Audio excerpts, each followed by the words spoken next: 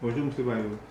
Bonjour, M. Sissi. Nous sommes dans votre bureau pour un certain nombre de questions. D'accord. À savoir, oui. Quelles sont les raisons qui font de l'Afrique le berceau de l'humanité? D'accord. Deuxièmement, oui. Et quel est le plus vieux pays d'Afrique? D'accord. Et enfin, quel est le plus vieux peuple de l'Afrique? D'accord. Si je retiens bien, vous m'avez posé 3 petites questions qui sont les raisons qui font de l'Afrique le berceau de l'humanité. D'accord. Comme le dit souvent déjà, la première raison, vous la connaissez déjà, c'est celle qui a été dictée dans les livres d'histoire. C'est-à-dire que c'est parce que les premiers fossiles d'hominidés ont été découverts en Afrique. C'est-à-dire les premiers ossements humains, quoi, en fait. Mais il y a une autre raison encore, la seconde, qui donne plus de sens au nom attribué à l'Afrique de berceau de l'humanité, c'est que les plus proches cousins actuels de l'homme sont les grands singes qui ont été découverts, le grand singe africain. Ce sont les deux raisons qui font de l'Afrique le berceau de l'humanité. La première raison, c'est que les cousins les plus proches de l'homme sont les grands singes d'Afrique. La deuxième raison, c'est que les premiers fossiles d'hominidés ont été découverts sur le continent africain. La deuxième question, c'est... La deuxième question, c'est quel est le plus vieux pays de l'Afrique? Le plus vieux pays de l'Afrique. Oui.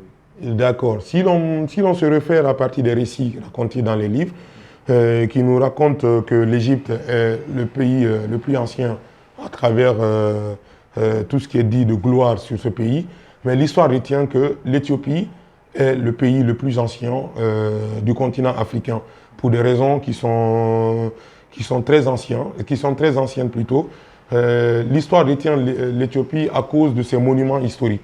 Il y a des monuments qui sont grands, d'accord, mais qui sont plus anciens que les monuments retrouvés en Égypte. Il y a une deuxième raison qui fait de l'Éthiopie le plus vieux pays de l'Afrique, ce sont ses traditions.